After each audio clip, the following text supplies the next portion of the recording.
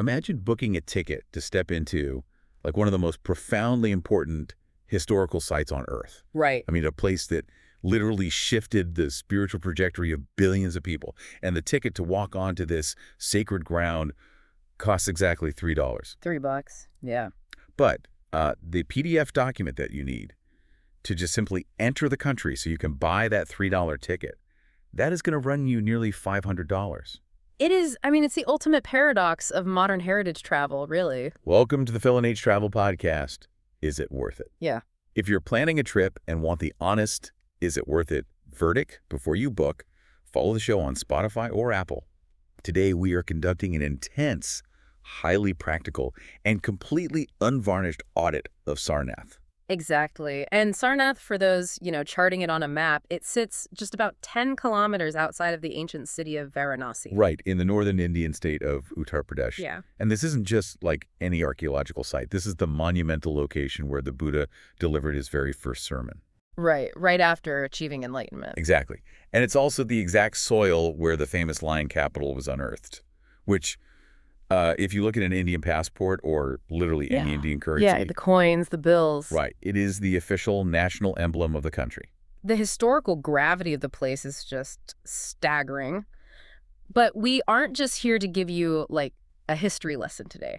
We have a very specific mission for this deep dive. We do? We are auditing this site through the lens of a massive, immediate 2026 and 2027 urgency. Because the ground beneath Sarnath, or I guess more accurately, the entire logistical web surrounding it, is shifting radically as we speak. It's incredibly dynamic right now. I mean, just look at the Varanasi airport, right? Yeah. Lal Bahadur Shastri International. Yeah, Babapur. Right. It's currently undergoing this staggering $340 million redevelopment. They're completely churning up the arrival corridors. They're expanding the terminals, rerouting all the traffic flow. Yeah, and you really can't look at that airport expansion in a vacuum because simultaneously you've got the Kashi Vishwanath Dam corridor project. Oh, wow. Yeah. Which is this massive beautification and expansion project right in the heart of Varanasi. And it is bringing in record-breaking crowds of domestic pilgrims. Like, the infrastructure is just being pushed to its absolute limits right now. Which, brings us back to that wild financial paradox I mentioned right at the top. The entry economics for foreigners have just dramatically shifted. We're seeing the really harsh realities of visa reciprocity here. Oh, totally. If you're holding a UK passport, you are now facing an e-visa cost of roughly $484. Just insane. Just for the electronic permission across the border. And yeah. Even for a U.S. passport holder, you're looking at around $160. Right. And I mean, visa reciprocity is essentially just geopolitical tit for tat. When one country makes it incredibly expensive or, bureaucratically painful for Indian nationals to visit, the Indian government just reciprocates. They raise the visa fees for citizens of that country. It's diplomacy translated into travel friction, basically. Yeah, but what that means for the traveler listening to this deep dive is that your single biggest line item expense for visiting this region, it might not be your hotel. Nope. And it certainly won't be your meals. It is literally just the administrative paperwork. Yeah, which perfectly sets up the central tension and really the contrarian thesis of all the research we've pulled for today. Sarnath is arguably one of the cheapest World Heritage half-days on the entire planet. Like I said, $3 to enter. Right, but the financial and physical friction you're going to experience entirely revolves around getting there and where you actually have to sleep nearby. Right, because this is a fundamental misunderstanding that I think catches so many travelers off guard. Yeah. People conflate profound historical significance with, like, modern tourist infrastructure. Oh, all the time. They assume that because Sarnath is one of the 4 most important Buddhist pilgrimage sites in the world, there just must be this neat little resort village built around it. Yeah.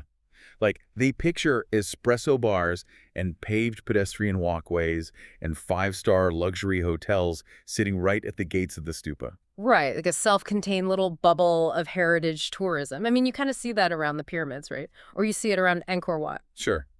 But Sarnath is not that. It is absolutely not a standalone destination. If you're listening to this and you're expecting a self-contained resort town where you just, step out of your hotel lobby right into a manicured deer park. You need to completely reset your expectations right now. Yeah. Sarnath is an add-on. The city of Varanasi is the machine that surrounds it.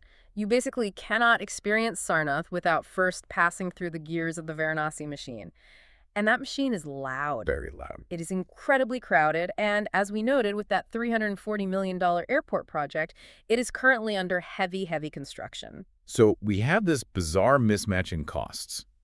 Let's really look at the economics of access versus the reality on the ground, because putting these numbers side by side is just mind-blowing. Go for it. Let's say you've paid your $484 UK visa fee. You get to the site. The combined ticket for a foreigner to enter the Sarnath archaeological site and the adjacent museum is about $3. Right. If you take a shared sunrise boat ride on the Ganges River back in Varanasi, it's going to cost you roughly $1.50 to maybe $3.50 per person. Yeah. And a bed in a budget guest house will run you $6 to $18 a night. I mean, the ground costs are trivial. They are almost negligible compared to the access costs. It's literally like buying a $3 ticket to an incredibly intimate, life-changing acoustic concert. But the parking garage and the Ticketmaster convenience fees end up costing you $500. That is a perfect analogy. Right. And once you finally pay that access cost and you navigate the airport construction and you fight through the Varanasi traffic, you arrive at Sarnath, and it is deliberately, almost shockingly calm. It is the absolute antithesis of drama. Yes. You step out of the chaos, and suddenly you're just looking at these quiet, ruined monastery foundations. You see this massive 128-foot brick cylinder, the Dhamek Stupa. Yeah. There's a peaceful deer park. There are these modern international temples built by different Buddhist nations, with monks just walking quietly across manicured lawns. But, this contrast is precisely why we have to issue a massive skip if signal to anyone planning a trip. Okay, wait, let's unpack that. Why skip it? If the history is so epic and the site is so peaceful and so cheap, I'm sure someone listening is thinking, well, why shouldn't I just base myself in Sarnath? Like, why not just book a guest house right next to the deer park and completely escape the absolute chaos of Varanasi? I mean, it's a totally logical thought, right? But it is a critical mistake. Really? Yeah. If you want spectacle, Sarnath is not it. The spectacle, the raw, intense, visceral experience of India is 10 kilometers away at the Varanasi Ghats along the river. Sarnath is purely a 2 to 4 hour bolt on to that experience. But wait, I have to push back here a little bit. It is the site of the Buddha's first sermon. He literally set the wheel of the Dharma in motion right there. How can you tell someone to skip a site of that historical magnitude just because the neighboring city is a bit chaotic? Because the infrastructure just does not support it as a standalone trip. If you are not already going to Varanasi for the river and the culture and the spiritual intensity of it all, you simply do not fly to Uttar Pradesh just to see Sarnath. Oh, I see what you mean. Yeah, the $484 visa, the flights, the intense transit friction, the math simply does not work for a quiet 3-hour walk among ruined works. The fundamental rule of this region is, if you are not going to Varanasi, you do not go to Sarnath. Okay, so Sarnath relies entirely on Varanasi's ecosystem. And to understand why treating it as a base is a mistake and how to actually survive that ecosystem, we have to talk about the weather. Oh, absolutely. Because our sources make it abundantly clear. The calendar dictates absolutely everything about your experience in this region. Right. You are basically playing calendar roulette. It is the single most important variable of your trip, without a doubt. The year in this part of India splits very cleanly into distinct seasonal windows, and choosing the wrong one can turn a spiritual journey into an absolute nightmare. So let's start with the ideal scenario. The absolute best time to go is during the months of October, November, February, and March. Right. During these shoulder seasons, the daytime highs are actually comfortable. You aren't immediately drenched in sweat the exact moment you step outside. And for anyone traveling with a camera, the light during these months is just spectacular. If you're out at Sarnath, the light hitting the carved stones of the Dhamek Stupa is perfect during 2 very specific golden windows. Okay, when are those? From roughly 6:00 a.m. to 9 a.m. in the morning, and then again as the sun lowers from like 4:00 a.m. to 6:00 p.m. That sounds idyllic, honestly. But then we hit the peak season, December and January. Now, you would think midwinter would be the absolute best time to go to a really hot country, right? So you'd assume so. Yeah, the days are pleasantly cool. But here is where it gets really interesting and where a massive logistical hurdle catches people completely off guard. Dawn fog. Yes, fog. It's not something you generally associate with India unless you've actually been there in winter. Right, but you have to understand the geography. Varanasi sits right on the Ganges River in this massive basin. In December and January, the nighttime temperatures can genuinely drop. Yeah. And when that cold winter air hits the moisture evaporating off the Ganges and all the surrounding agricultural plains, it creates an incredibly thick, impenetrable blanket of morning fog. And why does that matter to the traveler? Well, because that fog frequently grounds or severely delays flights at the Varanasi airport. Exactly. Remember, Bhabapur Airport is your gateway. If you have this meticulously planned, tightly scheduled 2-week itinerary of India, and you are sitting in the Delhi airport at 7 a.m. waiting to fly to Varanasi. You aren't going anywhere. Exactly. Your flight is grounded because Varanasi is fogged in. Yeah. And suddenly, your entire itinerary dominoes into chaos. You miss your pre-booked car, you miss your hotel check-in, you miss your sunset boat ride. Yeah, this is a critical piece of travel due diligence. If you are traveling during that December and January peak, you absolutely cannot book tight connections. You have to build in buffer days. You basically have to assume the fog will delay your arrival or your departure. Okay, so that's the winter fog trap. Now we need to issue a severe warning about the absolute worst time to be there: April, May, and June. Our sources do not mince words here. No, they don't. It is punishing. It is sweltering pre-monsoon heat. We are talking temperatures well over 100 degrees Fahrenheit, 40 degrees Celsius, day after relentless day. And remember what we said about Sarnath. It is an archaeological complex, which means it is essentially shadeless. Right. Attempting a midday visit in May is not just uncomfortable. It can genuinely be physically dangerous. Yeah. The brick foundations and the stone pathways literally radiate heat upward. Oh, brutal. And the deer park offers almost no cover. Heat exhaustion is a very real threat here. And then, just when you think you can't take the heat anymore, the monsoon hits from July to September. Yeah. Now, structurally, the lawns at Sarnath actually handle the rain quite well. They drain nicely. But again, Sarnath is chained to Varanasi, and Varanasi during the monsoon is a completely different beast. Because the Ganges River rises dramatically, right? It swells and it floods the lower steps of the Ghats. And because the current becomes so strong and unpredictable, boat operations, which, let's be real, are the primary reason most people visit Varanasi, they are heavily restricted or entirely suspended for safety. Totally. And the roads between the airport, the city, and Sarnath just clog horribly with localized flooding, mud, and stalled traffic. And if we connect this weather pattern to the bigger picture of crowd dynamics, you start to see how complex this really gets, because people assume Sarnath is always empty and Varanasi is always packed. Right. And while Sarnath is generally much gentler, there is one massive exception. Buddha Purnima, also known as Vesak. Mm-hmm. This falls in the spring, usually in May, marking the full moon day that celebrates the Buddha's birth, his enlightenment, and his death. If you are in Sarnath during this festival, the place just transforms. It goes from a sleepy, contemplative, archaeological park to an absolutely shoulder-to-shoulder crush of humanity. Wow. Pilgrims travel from all across Asia, monks from Tibet, Sri Lanka, Thailand, Japan. They all arrive for these massive, colorful processions coming out of the Wilaganda Kuti Vihar temple to view sacred relics. I mean, it's a spectacular, vibrant event, but you really have to know what you're walking into. If you want a quiet morning of meditation near the stupa, you must avoid that date. But day to day, for the rest of the year, the real crowd pressure you experience is entirely about the Varanasi transit corridors. Right, you basically have to travel through these intense pressure zones just to get out to Sarnath. Let's name these choke points so listeners can visualize the gauntlet. First, you have the Kashi Vishwanath Dham corridor. We mentioned this earlier.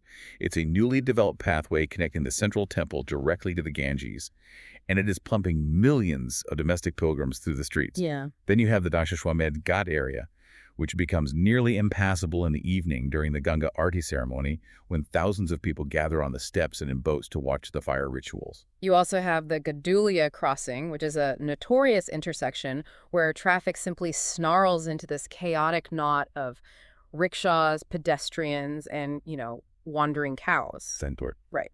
And finally, the Cantonment, or Kant Railway and Bus Corridor. This is the main transit hub that funnels all the regional traffic directly toward the road you actually need to take to reach Sarnath. And all of this pressure, the festivals, the pilgrims, the weather windows, it directly impacts your wallet through wild pricing volatility. The swings are massive. Huge swings. In the October to March high season, a standard mid-range room overlooking the river that might cost $30 to $45 in the sweltering off-season, that suddenly jumps to $60 to $90 a night. And flights A quick hop from Delhi to Varanasi can swing from a very reasonable $35 to $55 on a quiet summer weekday to well over $90 to $120 around the major festivals and the December peak. So this economic reality dictates your entire booking strategy. For the October to March window, and absolutely for major festivals like Buddha Purnima or Dev Deepawali in the fall, you must book your flights and hotels 4 to 8 weeks in advance. Or what? The inventory just vanishes. You won't find a room. But conversely, in that brutal April to June heat wave, demand completely collapses. The hotels are empty. If you are traveling then, you book late and you negotiate aggressively. But the sources make a really vital distinction here about who should actually attempt to travel during that off-season, because your traveler type completely dictates your exposure to the elements. Oh, totally. Let's say you're a backpacker. You're in your 20s, you've got time, you're flexible. You can probably ride out the April to June heat. You hide in a cafe with a cheap ceiling fan during the day. You only go out at dawn or after sunset, and you endure it because the rooms are dirt cheap. But if you are a family traveling with children, or you are an older traveler, our sources are explicit. You must refuse that April to June window entirely. Do not attempt it. I agree completely. It is a matter of basic safety.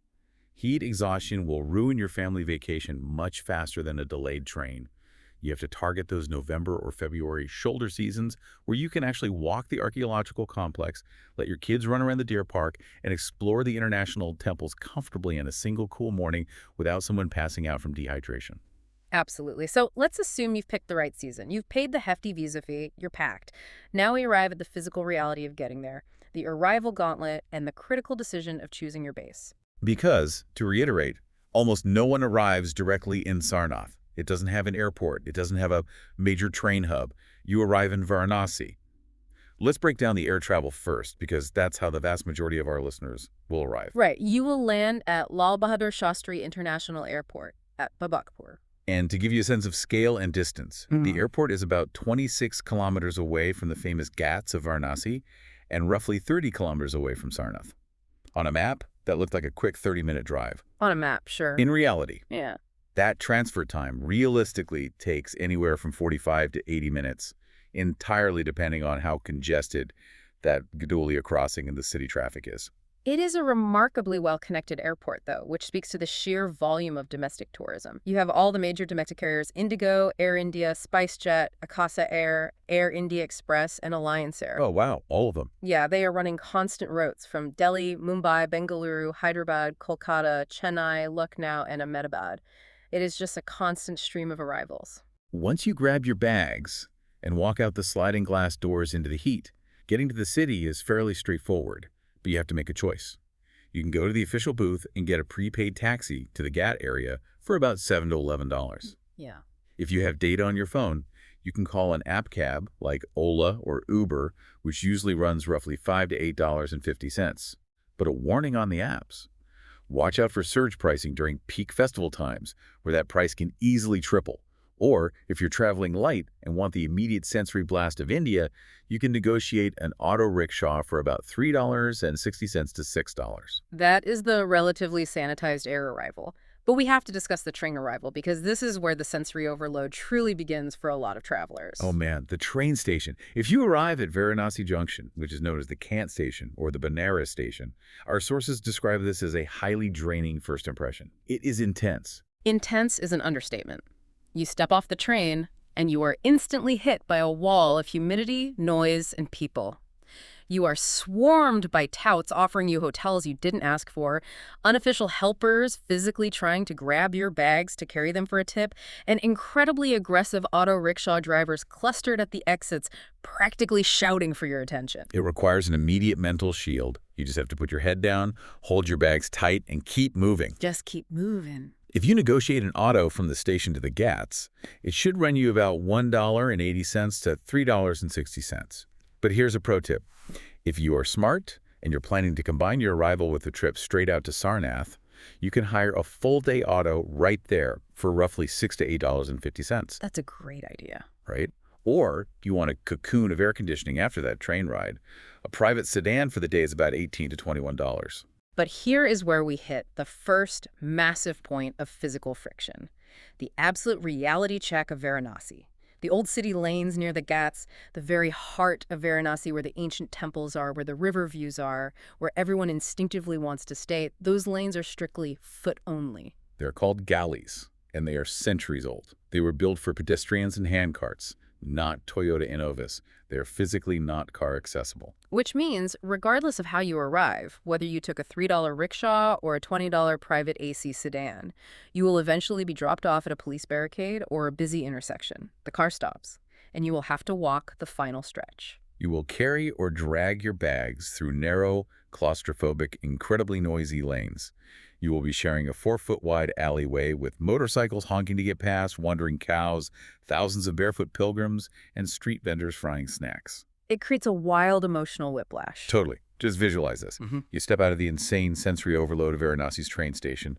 You drag your rolling suitcase through a mile of crowded alleys dodging cow dung. It's exhausting. Right. But then, the very next morning, you take a cab out to Sarnath, you walk through the gates, and you step onto these manicured, pristine, volume-turned-down green lawns where monks are meditating. The contrast is completely jarring. The reality is that Sarnath is easy once you're there. Arriving in Varanasi and getting to your bed is the hard part. Which completely dictates where you choose to sleep. Because you are not sleeping in Sarnath, you must choose a base in Varanasi. And based on our audit, the sources break this down into 4 very distinct accommodation tiers. And you have to choose your tier based on how much of that lane-walking friction you are actually willing to endure. Let's run the numbers and the logistics on these tiers. First up, the backpacker or budget tier. We're talking $6 to $18 a night for a dorm bed or a very basic private room with a fan. You're going to base yourself around Asighat, which is at the far southern end of the riverfront. We're talking established places like Zostel, Varanasi, Mustache Hostel, or Bunk Stop. And Asighat is ideal for solo travelers and the under 30 crowd. It has a slightly more bohemian vibe. You get traveler cafes, yoga studios, and a built-in community of other foreigners. Right. The trade-off is geographic. Right. You are a 20 to 30-minute walk or a rickshaw ride away from the main intense action at Dashik Ghat. But there is a crucial point here for safety and sanity. Asighat is much calmer and feels much safer after dark. Okay, next tier. The mid-range traveler, this is about $18 to $60 a night. At this price point, you're looking for a private bathroom, reliable air conditioning, and maybe a nice rooftop restaurant. You have 2 geographic choices here.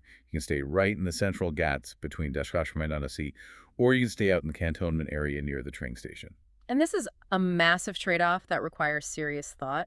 If you choose the Central Ghats, you get the riverfront charm. You can walk out of your door and see the sunrise over the Ganges. Sounds amazing. It is, but you are accepting the noise.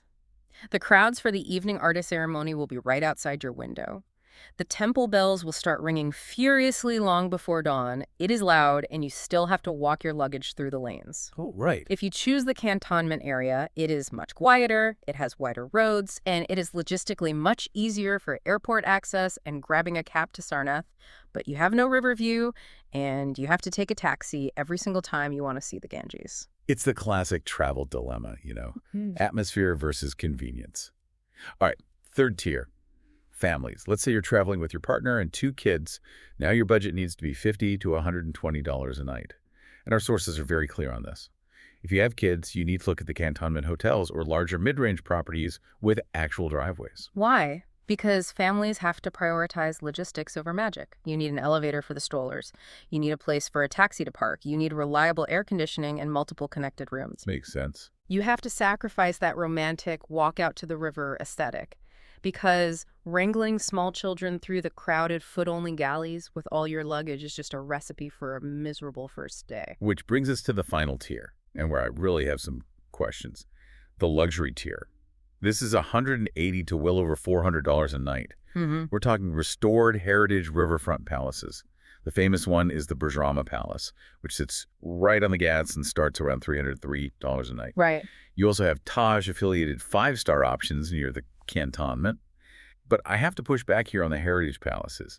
If I have the budget to drop $400 a night on a luxury restored palace, why am I still walking through alleys with my luggage? Shouldn't there be like a VIP entrance? It's a brilliant question, and it speaks directly to the unyielding geography of an ancient pilgrimage city. Money can buy you incredible things in India. I bet. It buys you impeccable service, luxurious linens, air-filtered rooms, and incredible private dining.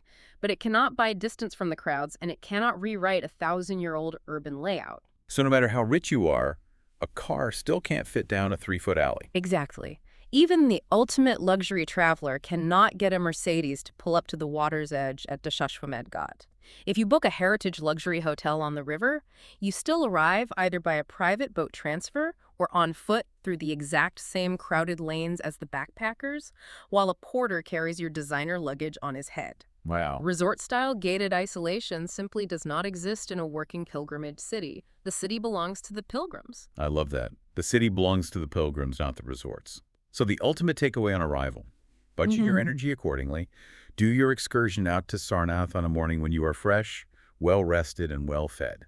Do not attempt it on a jet-lagged first afternoon when you've just dragged your suitcase through a mile of chaos. That is a very practical piece of advice. Speaking of practical, let's pivot to something everyone loves: sustenance, etiquette, and the daily ledger.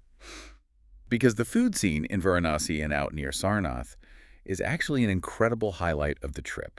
It is remarkably cheap and is largely vegetarian, which perfectly suits the Hindu character of Varanasi and the Buddhist character of Sarnath. The food is genuinely where you recoup the financial pain of that expensive visa. Totally. If you paid $484 to get in, you'll be thrilled to know you can eat like an absolute king for $5. Right. Let's name drop some zones so listeners know where to go. You have the Asighat Cafe Strip, which is fantastic for traveler-friendly breakfasts. Think pancakes, muesli, and good coffee. Then you have Kachori Gali. Oh, the best. This is a narrow lane deep in the old city, famous for traditional street breakfasts. Yeah. If you want amazing explosive flavors, you have to find the local chat shops, specifically Blue Lalaji or Dina Chat Bandar. And if you hit a wall and desperately need Western comfort food, or just a reliable espresso in an air-conditioned room, Pizzeria Vatika and Open Hand Cafe near Asighat are your sanctuaries. And when you're out at Sarnath for the morning, there are plenty of temple-adjacent eateries and vegetarian dhabas, which are basically local roadside diners along the main Sarnath road that serve a quick, excellent, incredibly cheap lunch. Let's run the exact numbers on the food because the value is just astounding. And a quick note for the listener. To keep things simple, every single price we mention in this deep dive is in US dollars. The only exception was the one local currency reference we made earlier, which is the 250 rupee entry ticket to Sarnath, which equates to about $3. Everything else is USD. So starting with breakfast. Okay, a plate of fresh kachori sabzi for a street breakfast. That's deep-fried lentil pastries served with a spicy potato curry. It is incredible, and it will cost you about 60 cents to $1.20. Under $1. Crazy. A full thali at a local dhaba near Sarnath, which gives you a massive stainless steel platter of rice, dal, 2 vegetable curries, and fresh flatbread, is just $1.80 to $3.60. And if you need that Western cafe main, maybe a pasta or a large salad at a tourist cafe, that will run you $3.50 to $6. A proper filter coffee or espresso is $1.50 to $3. Staying hydrated is cheap too. A large sealed bottle of mineral water is mere pennies, 25 to 40 cents. And you absolutely cannot miss the famous Blue Lassi shop in the Old City. So good. They serve these thick, rich yogurt drinks mixed with fruit and nuts in clay cups. A lassi there is about $1.20 to $2.40. A plate of local Banarasi chat, which is this wild mix of crispy wafers, sweet yogurt, spicy chutneys, and potatoes, is 60 cents to $1.50. And even if you decide to splurge on a full sit-down dinner for two at a nice mid-range restaurant with table service, it is only going to cost you about $12 to $20 total. But as our sources emphasize, while the food is cheap, the etiquette around eating and around the city in general is incredibly important. Tipping, for instance, operates very differently than in the U.S. It is very modest. You generally just round up the bill or leave 5 to 10% at a sit-down restaurant. Street food vendors do not expect tips at all. And alcohol is a major cultural touch point here. This is a highly religiously conservative area. Alcohol is extremely low-key, heavily restricted, and honestly best kept entirely to your hotel room. You will not find bars near the temples in Varanasi, and you certainly won't find them near the monasteries out at Sarnath. Modesty extends to your wardrobe, too. You need to dress appropriately at all temple and archaeological sites. That means covering your shoulders and your knees, regardless of how hot it is. Which brings us to the health safety absolutes. This cannot be stressed enough. Under no circumstances do you drink the tap water. Stick strictly to bottled or mechanically filtered water. Be very cautious with raw salads or pre-cut street fruit that might have been washed in tap water. And always, always carry ORS, oral rehydration salts, and basic stomach medication. Yeah, a mild stomach upset is practically a rite of passage for first-time visitors to India. Don't panic. Just be prepared. And a very specific, serious warning regarding etiquette and health. Do not eat street food right next to the burning ghats where the cremations happen. Yeah, definitely. It's highly disrespectful to the grieving families, aside from the obvious hygiene concerns of eating near open-air cremations. So if we synthesize all of this, the cheap accommodation, the incredibly cheap food, the transport, what does the daily ledger actually look like for our different tiers? Let's break down the realistic daily budgets. If you are a backpacker, your dorm or basic room is $6 to $18. Your food is $6 to $10 total for the day. Local transport, like shared auto rickshaws, is $3 to $6. Attractions, like the Sarnath ticket, are $3 to $6. Add a tiny buffer for a chai or a tip, you are looking at a highly realistic, comfortable total of about $22 to $40 a day. That's amazing. The only real risk of blowing that budget is getting taken for a ride on transport haggling or impulsively buying expensive souvenirs. For the mid-range traveler, the math shifts toward comfort. You're paying $25 to $45 for your half of a private AC room. Food is $12 to $20. Transport, maybe hiring a full-day auto or taking a few shared cabs, is $8 to $12. Attractions and maybe hiring a local guide is $10 to $18. Realistic total.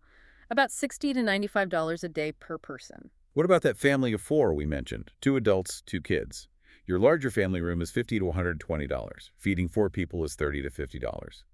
Hiring a private car with a driver for the day, which is essential for families, is $18 to $30. Attractions and guides will run $20 to $35. Your total is roughly $130 to $220 a day for the whole family. Which isn't bad at all. And here's a huge saving for parents. Kids under 15 enter the Sarnath archaeological site completely for free, and the deer park is free for everyone. Then we have the luxury tier. That heritage room is $180 to over $400. Food is $40 to $80 if you are dining at the high-end hotel restaurants. A private AC car and a premium Fluent guide is $50 to $90. Curated experiences like a private sunrise boat on the Ganges, which normally scales up to maybe $8.50, but you're paying a massive premium for isolation, clean cushions, and a guide is $30 to $60. So what's the total? Your daily total is anywhere from $330 to $650 a day. And lastly, the digital nomad. If you want to post up and stay for a month, your room rental in a C or the cantonment is $150 to $400 for the entire month. For the month. Yeah. Food is $150 to $250 if you eat local and cook some meals. Transport is $40 to $80. A local data SIM card with gigabytes of data is incredibly cheap, only $8 to $12. Cafe working time and coffees is $30 to $60. You can comfortably live there for about $500 to $950 a month. But here's where the economic reality gets really interesting. What travelers across all these tiers consistently underestimate are the drip costs. The drip costs. Yeah. Yes, explain that. It's the slow, constant, exhausting pressure of small financial requests. It's the mandatory small donations at every temple shrine. It's the unsolicited guide who walks next to you for 5 minutes and then aggressively demands a tip. It's the inflated airport transfer costs on arrival and departure. You have to mentally and financially budget for this daily friction. Right. As the sources say, the entry tickets and the food are genuinely incredible value. What is terrible value? The rushed, high-pressure 1-hour temple tour packages and absolutely any silk you buy through a tout, which provides the perfect transition into the most actionable part of our audit, the 3 named logistics traps. These are vital to understand. Because these traps are practically institutionalized. They are deeply embedded in the local tourist economy, and they prey specifically on the naivete and politeness of first-time visitors.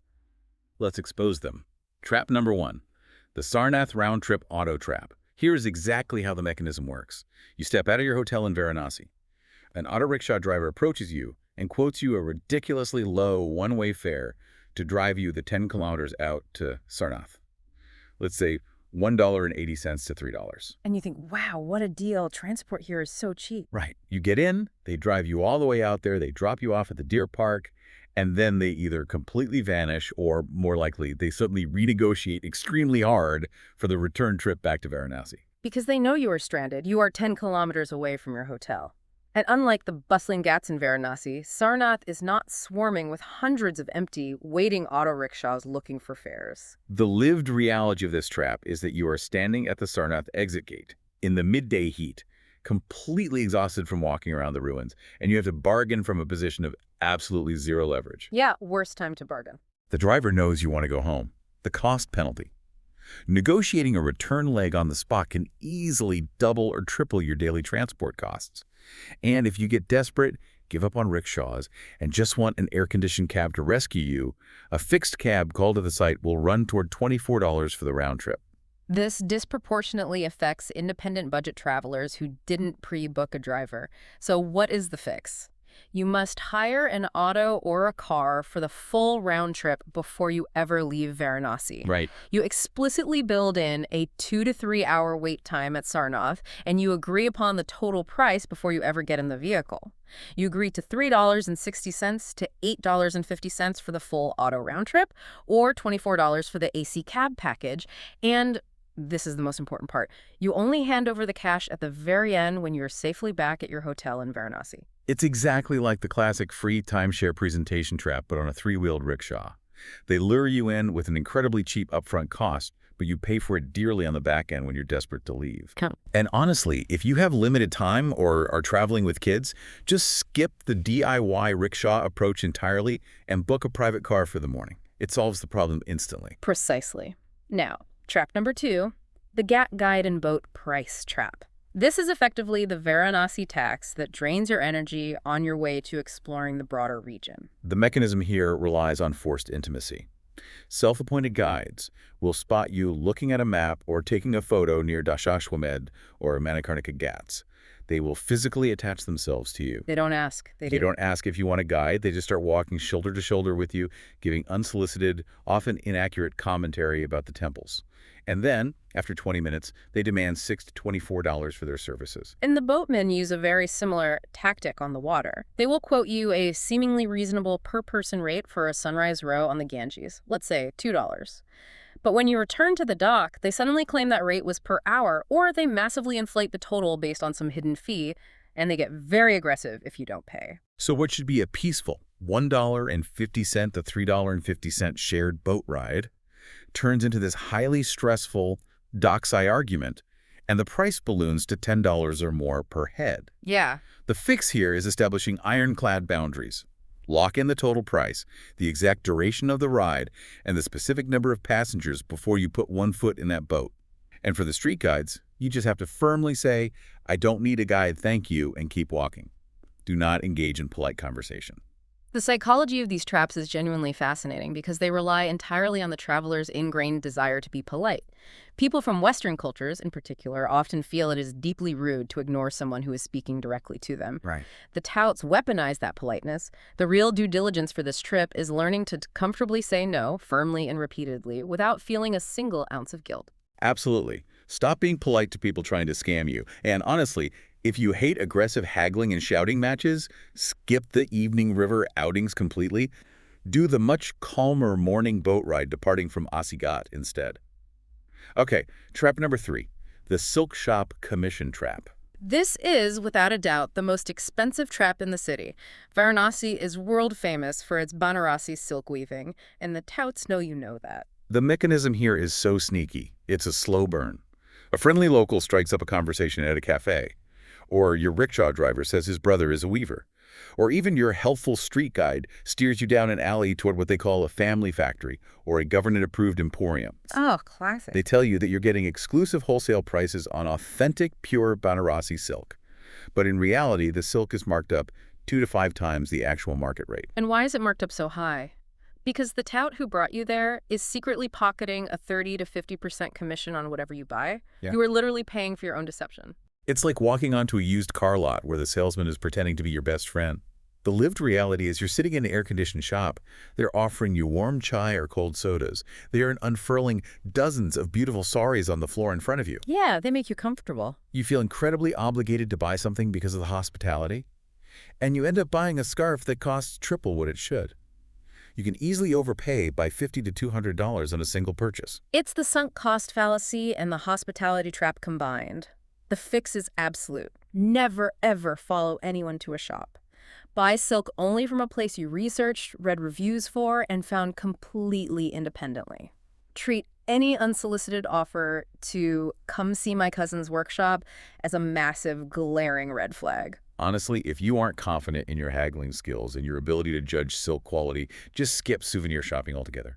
You came for the history, the Buddha, and the river, not the overpriced scarves. Which naturally leads us to the broader, deeply important topic of safety, health, and solo travel realities. Because when people hear us talking about touts, aggressive boatmen, and elaborate traps, they very often conflate that logistical friction with actual physical danger. Right, and our sources provide a very clear, honest risk hierarchy for the Varanasi-Sarnath area that we need to lay out to calm some nerves. Let's look at the actual threats. The number one risk, scams and overcharging, which we just spent 10 minutes covering. Right. Number two, the chaotic traffic and the actual physical danger of crossing the roads. Number three, stomach illness.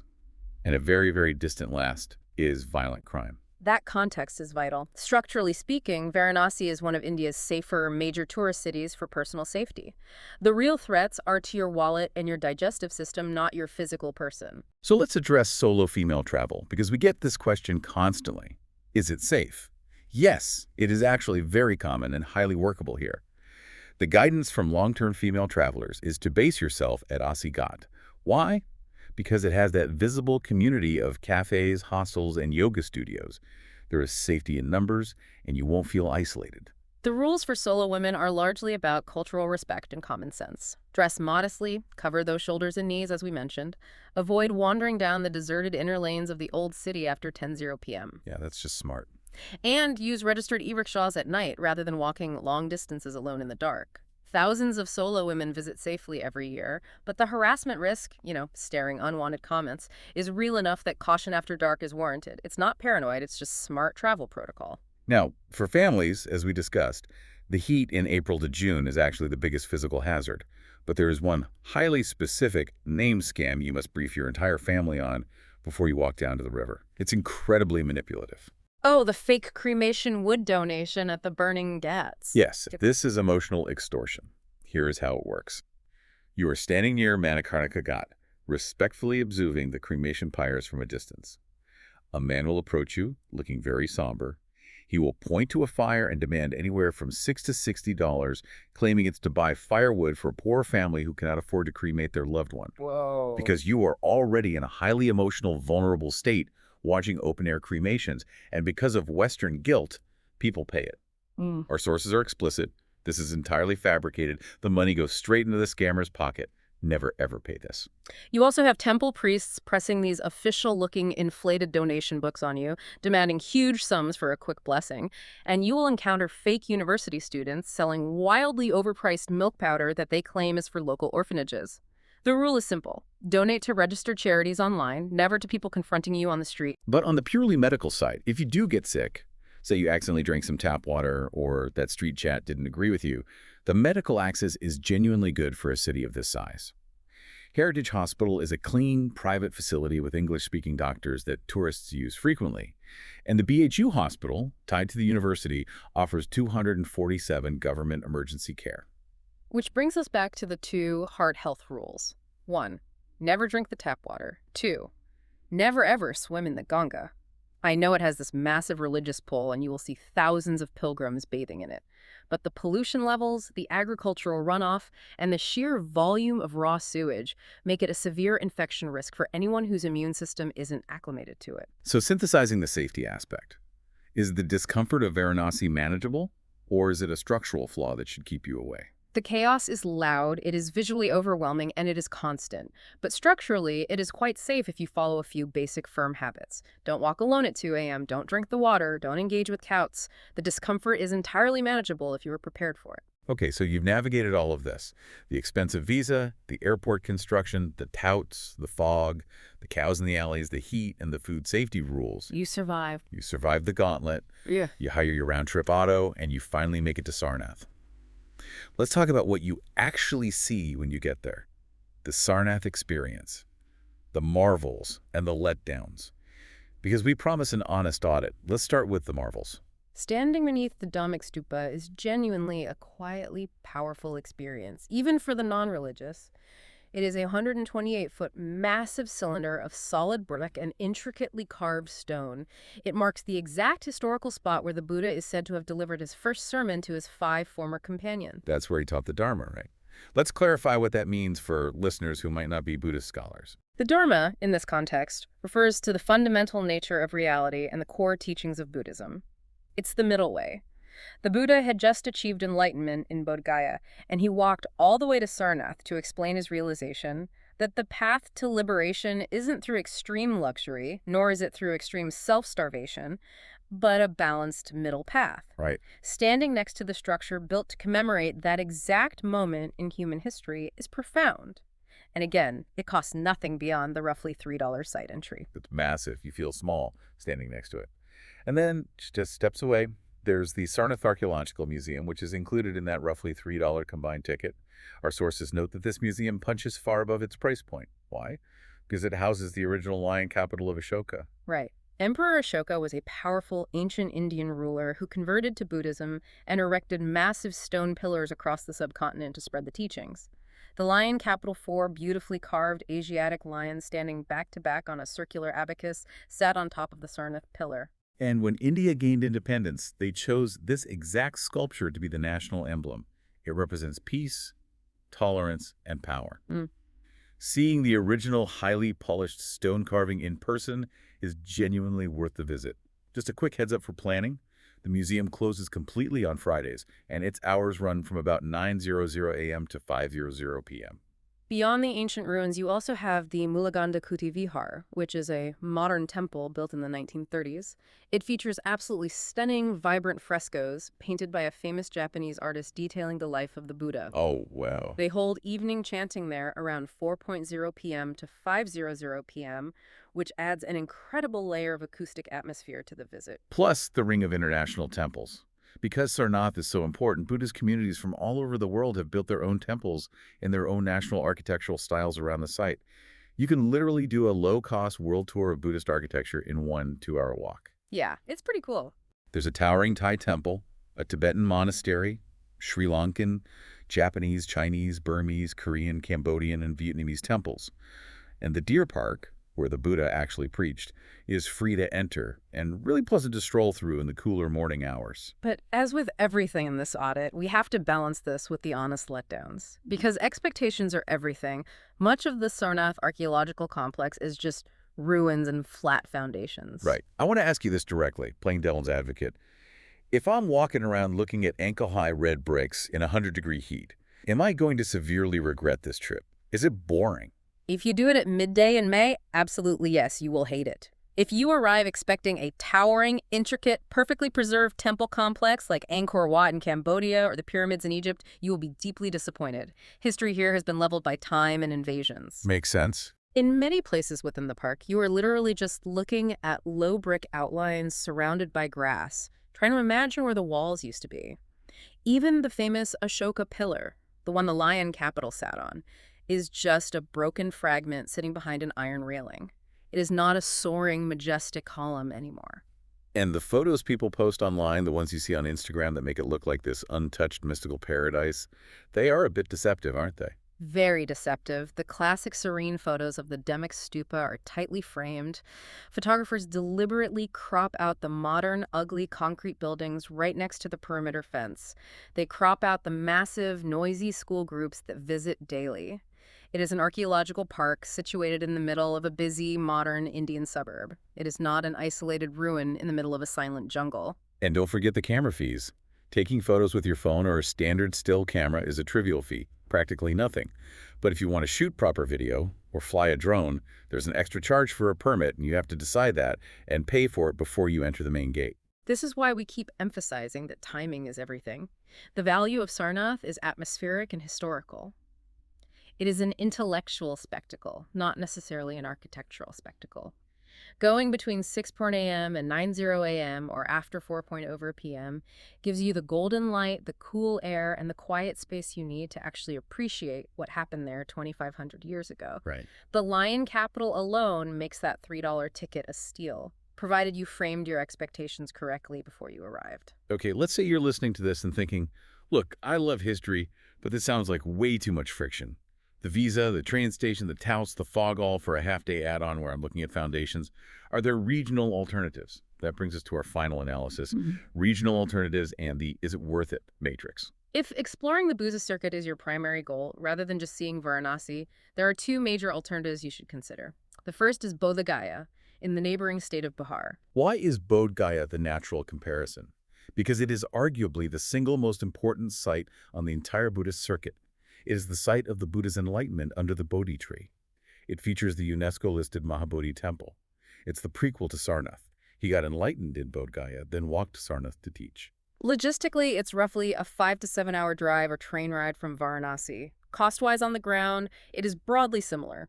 Budget rooms are around $8 to $20, mid-range is around $30 to $60. But the vibe is entirely different. Bodh Gaya is a self-contained pilgrimage town. You spend multiple nights there. You spend significantly less money and energy on daily transit friction because the town is built around the temple. So who should choose Bodh Gaya instead of Sarnath? Pilgrims, obviously. And anyone who wants a much calmer, more devotional base than Varanasi. What Bodh Gaya does better is that it's spiritually central and way less chaotic to stay in. You can actually find some peace. But what it does worse is that it completely lacks the raw, intense riverfront spectacle of Varanasi, and it has far fewer convenient flight connections. The second alternative is Lumbini, which is located over the border in Nepal. This is the Buddha's birthplace, completing the major life story arc. Like Sarnath and Bodh Gaya, it is a UNESCO heritage site with a massive monastic zone full of international temples. And Nepal's also comparably cheap. Budget rooms in Lumbini are $8 to $25, but, and this is a massive logistical hurdle, you have to factor in a separate international border crossing. You either take a long overland bus or a flight, and you have to pay for Nepal's own visa, which is about $30 for a 15-day visa on arrival. That's on top of whatever you paid for the Indian e-visa if you transit through there. Lumbini is for dedicated circuit pilgrims who are already heading into Nepal, or travelers absolutely obsessed with seeing the birthplace. It does serenity and spaciousness much better than Sarnath. It is a massive, sprawling complex purpose-built for quiet contemplation. But it is remote. There are weaker transport links, and there is no massive virus city attached to it. It is a standalone pilgrimage in itself, not a cheap half-day add-on to a larger cultural tour. So we've laid out the history, the costs, the weather traps, the touts, and the alternatives. It is time for the final verdicts. We are going to score this by persona. Let's run the matrix. For the backpacker, 9 out of 10. Wow, 9 out of 10. That is incredibly high. It is unbeatable value, with one massive caveat. If you are already in Varanasi, if you are already there, you are getting a World Heritage morning for under $30 a day, all in. Think about it. The Sarnath entry is $3, your hostel bed is $6, your sunset boat ride is $1.50. Yeah, that math works. The only real painful cost was the visa you already paid to get into the country. But you drop this score to a 0 and skip it if you have to make a special separate trip just for Sarnath or if you were caught in the April to June heat wave. Okay, what about the mid-range traveler and couples? Rating, 8 out of 10. It is absolutely worth it if you build Sarnath into a well-paced 2 to 3 day Varanasi visit. And this is crucial. If you pre-book a full-day private car for $18 to $21, so you never even have to deal with the round-trip auto trap or the haggling, you're looking at a comfortable $60 to $95 a day per person. But skip it if you want a romantic, quiet couples getaway. This is intense history and culture. It is not a relaxing beach vacation. For the family traveling with kids, 7 out of 10. It is a great educational experience if you visit in the cool November or February shoulder seasons, and if you base yourself in the cantonment area with a dedicated car, lean into the fact that kids under 15 enter the Sarnath Rowans for free, and the deer park is free. Huge savings. You're spending a reasonable $130 to $220 a day for the whole family, but skip it if your children are very young and highly sensitive to heat, or if you are stuck traveling between April and June. The real friction for families here is managing the heat and the crowds, not the price point. Luxury traveler. Rating, 6 out of 10. Yeah. It is only worth it if you already really want the Varanasi Heritage Hotel experience, and you treat Sarnath as a serene, private guided morning excursion. You're spending $330 to $650 a day with gorgeous rooms like the Brijrama Palace starting around $303. But you must skip it if you expect seamless door-to-door car access or absolute VIP seclusion from the realities of India. As we established, $303+ a night buys incredible service within the hotel walls, but it does not buy distance from the crowds outside. You are much better off spending that luxury budget on a private historian guide and a private, comfortable boat rather than chasing a resort-style isolation that just doesn't exist in that city. And finally, the digital nomad or long-term solo traveler, rating 7 out of 10. It is worth it for a cheap, culturally intense month of living, spending $500 to $950 total, basing yourself at Aussie GAT for safety and community. But skip it if your remote work requires fast, reliable internet and quiet focus for Zoom calls. The power wobbles constantly, the connectivity is spotty, and the sensory load outside your window is extremely high. If we synthesize this final, overarching verdict, it all comes down to one simple, unbreakable rule. Sarnath is an absolute 9 out of 10 half-day only if you are already committed to Varanasi. If the Ganges River, the Ghats, and Varanasi are on your itinerary, you absolutely go. It is one of the best value, most historically significant mornings in India. But if Varanasi is not on your itinerary, do not force it. Do not fly there just for the stupa. The $484 visa, the internal flights, the fog delays, the intense transit friction, it makes a Sarnath-only trip undeniably poor value.